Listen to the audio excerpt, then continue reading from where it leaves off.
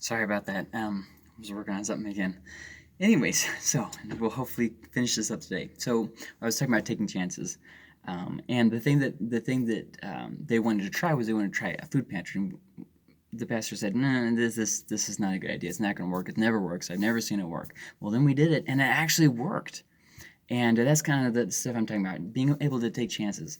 Another thing that you have to watch out for is living guarded. Don't be jaded. Don't live guarded where people are, you never really show yourself. You always live on the edge, and everybody's just a potential risk, and you can't live like that.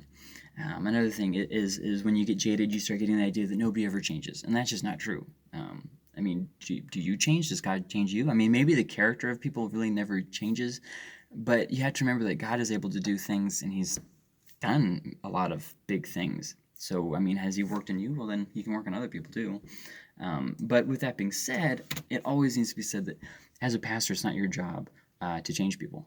It's not your job to fix everybody. Okay? You can't force someone to change or learn or to act a certain way, especially if they don't want to. Okay? Um, and with that, I want to share kind of a concept with you, and that's this. When you're dealing with abandonment, remember to focus on today, not the constants and the absolutes. Like, for instance, we look back and we say, oh, it was a waste of time to care about that person. Or we look at the people in our lives and we say, this person will eventually leave. Or we look to the future and we'll say, we'll be left with no one. Here's the thing, you don't know what's going to happen. You didn't know that they were going to do that. You didn't know you don't know what is happening. Maybe you're right about some of those things, but focus on just doing your job today. You have these people for today. You might not always have them for all of eternity. When God gave them to you in your church, He didn't say you have these people for always. You have them for a time. And so you have to remember that. And you are responsible for what you do, not what they do. And that's a really big problem. A lot of times, as pastors and as leaders, you get this idea that you are responsible for what everybody else chooses, and you have to make everybody else's choices for them. That's just not how it works. But with that being said, remember, I'm going to keep going back to this again and again. Don't be jaded. Don't see people as positive and negative signs. Who can profit me?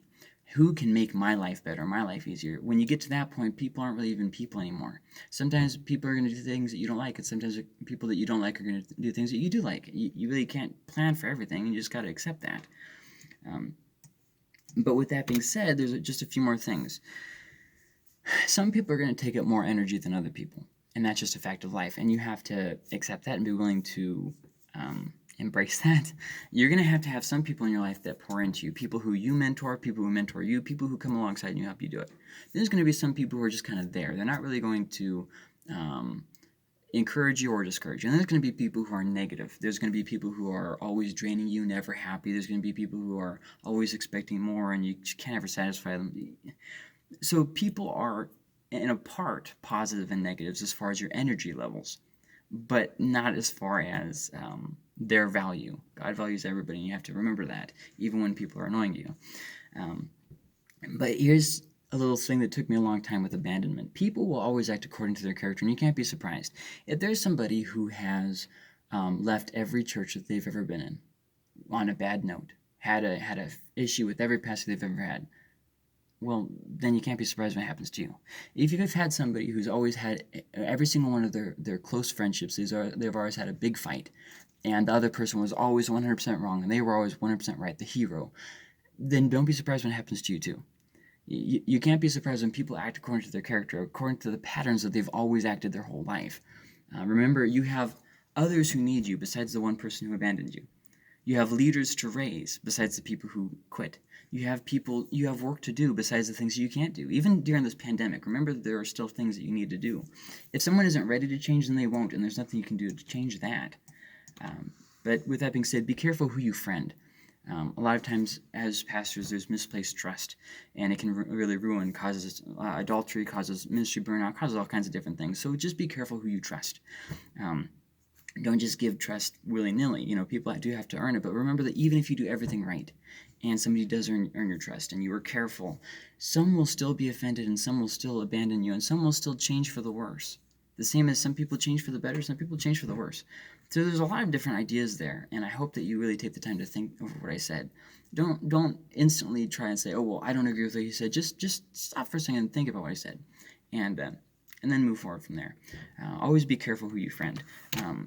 As a pastor, the sad truth is you really can't make best friends with everybody in the congregation. And if you do, be prepared for disappointments. And so that's really what you got to do. Your close friends, you can't have the people who you're pastoring be your mentors. I know that sounds really prideful and arrogant, but it never really works.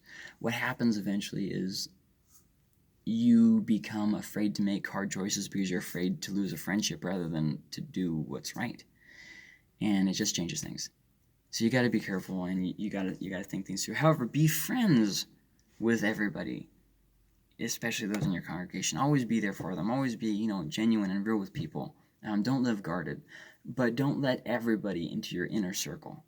Don't believe everything that everybody says. If somebody has a complaint against you, maybe ask those people who are in your inner circle. So, that would be probably people from maybe other pastors from another church, maybe people who you can trust their counsel, things like that. But maybe even your board, depending on how your board works. Sometimes boards are more of a hindrance to ministry than anything, but really just goes by case. But you need to have people who, preferably your wife, yes, but somebody who you and your wife can go to, but then also somebody who you can go to apart from your wife.